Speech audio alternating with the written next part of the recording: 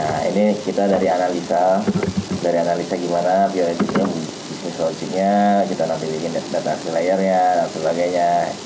Stepnya kita langsung bikin kelas ini ya, kelas-kelasnya ya. Istilahnya kita bikin domain model ya. Domain model. Kenapa disebut dengan domain model? Karena istilah domain itu kan berarti kan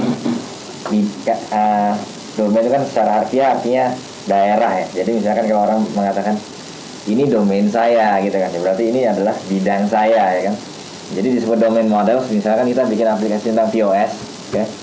Nah, domainnya POS itu adalah misalkan ya sale, ya produk, ya dan sebagainya. Itu kan memang istilah-istilah di POS ya kan. Nah, itu maka disebut domain model. Kita ingin memodelkan domainnya seperti itu ya. Nah, dan disebut domain model ini kita benar-benar memodelkan ya. Jadi kita benar-benar memodelkan produk, kita benar-benar memodelkan sale. Jadi kalau bisa sale itu berlaku seperti sale, produk itu berlaku seperti produk kayak gitu. Dimana kalau misalkan kita ngomong sesuatu tentang foreign key, produk itu foreign key-nya apa? Sekarang kita tanya, foreign key itu sebenarnya domain bukan ya? Foreign key. Jadi misalkan kita ke Alfamart, kita tanya ke petugas Alfanya, ke resepsionisnya ya, ke kasirnya, kita nanya ini foreign key-nya apa? Pasti dia nggak tahu kan? Karena memang foreign key itu bukan domain model. Domain model itu sesuatu yang ada hubungannya dengan domain ya. Jadi jangan dicampur adukan dengan hal-hal yang kita bikin sendiri. Jangan dicampur adukan dengan infrastruktural gitu. Jangan dicampur adukan dengan infrastruktural. Jadi domain itu ya domain, dan kita benar-benar berusaha memodelkan domain.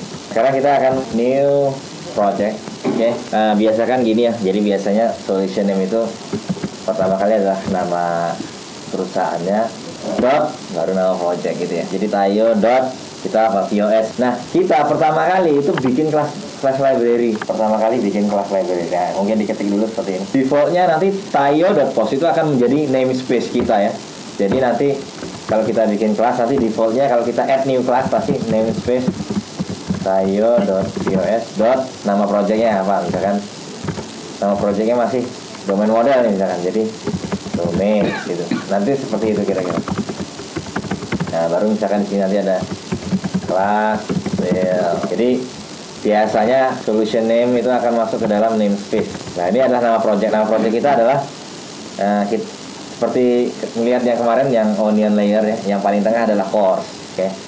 Jadi namanya adalah layer.pos.course. Ya, sengaja dibuat jamak ya, course. Oke. POS itu kita bisa ngapain aja sih? POS itu jadi ada orang baru datang kan ya. Orang baru datang itu kan beli barang-barang kan ya. Pada saat itu berarti ada sale baru. Jadi biasanya orang kalau menganalisa itu kita pakai objek. Ya misalkan sale dibuat gitu ya. Sale dibuat terus apa? Sale dibuat terus orang tersebut beli misalkan Momogi 2. Ini ceritanya gitu ya. Beli Momogi 3, beli Pepsi 1 kayak gitu. Lalu orang tersebut bayar ya. Orang tersebut bayar. Habis itu ada kembaliannya ya kan? Ada kembaliannya. Bayar, kembalian. Ya, hasilnya dicatat gitu kan. Nah, sekarang kita memodelkan nih gimana nih? Berarti ya oke. Maka kita bikin pertama kali adalah produk. Nah, perbedaannya kalau kita bikin tabel biasanya kan produk. Kalau pakai tabel. Kalau ini enggak, ini seperti biasa prop tab, kita bikin propertinya ya, prop tab. Oke. String ID produk jangan pakai S. Oke, ID terus nama produk, prop tab, string name. Oke.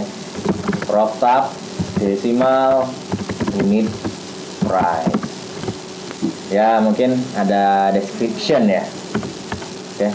Prop tab, string, description. Nah, properti public, properti itu huruf besar ya nih. Huruf besar. dia Pascal casing ya, bukan camel casing. 1.cs kan, maka alt enter di sini, rename enter ya. Oke, jadi product.cs. Nah, berikutnya employee ya. Oke, public class employee. Kayak gitu.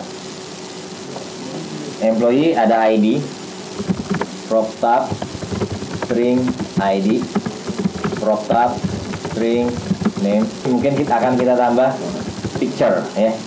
Ini alt enter, move to another file. Nah, jadi add new class-nya kayak gitu. Apa? Move to another file-nya gara-gara alt enter, bukan gara-gara kita klik kanan add new class. Nah, berikutnya pasti sel line item. Kenapa? Karena kalau kita langsung sel dependennya ke sel line item kan. Nah, maka kita langsung public class sel line item. Dimana sel line item ada integer quantity. Ya, karena sel itu dependensinya ke sel line item, ada panah ke arah sel line item. Nah, tapi sekarang gini, sel line item dia ada panah kemana tadi? Ke produk. Nah, sekarang gimana cara kita mengimplementasinya? Ingat kemarin manusia punya pasangan, manusia punya rumah kemarin kan ya? Berarti ada prop tab, tipenya adalah employee, namanya misalkan cashier. Kemarin kita berarti anggap aja di sini kita bikin, anggap aja kayak kemarin ya program SPM gitu ya. Ingat ini kita kelas ya, kita nggak ada main nggak bakal dipanggil. Ini kelas, kita kelas library ini, bukan konsol ya. Ini kelas library. Jadi kelas library itu nggak usah ada main, karena mainnya ada di project lain gitu ya. Oke, nah produk Momogi berarti gini kan, produk ini nama objek ya, nama objek. Ingat ini nama objek, bukan nama produk. Nama produk itu masih harus kita isi lagi ya. Jadi di sini momogi.id, ID-nya apa? P01. Momogi. Nah, di sinilah kita namanya ya. Momogi. Nah, di sini ya. Kalau ini kan cuma sekedar variabel, nggak mungkin ini masuk ke database. Oke, momogi.name sama dengan momogi.unit price sama dengan 500. Oke. Seperti ini. Nah, sekarang ada sel line item baru ya, sel line item misalkan SLI ya, ini sel line item. Nah, SLI ingat beli Momogi 3, berarti kuantitinya 3 kan.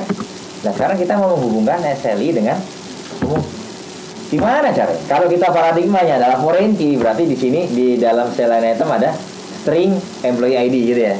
Terus tapi di sini SLI.employee ID sama dengan stringnya gitu kan. Nah, ini enggak. Kita gini caranya, SLI. Ingat, kalau SLI dot ada apa aja? Ada quantity sama ada cashier ini, gitu. Nah, berarti kalau saya dot muncul cashier. Nah, cashier itu harus diisi dengan apa? SLI dot quantity itu tipenya apa? Integer. SLI dot cashier tipenya apa? Ya, employee. Ini selain itu bukan employee ya, produk ya, sorry, salah ini.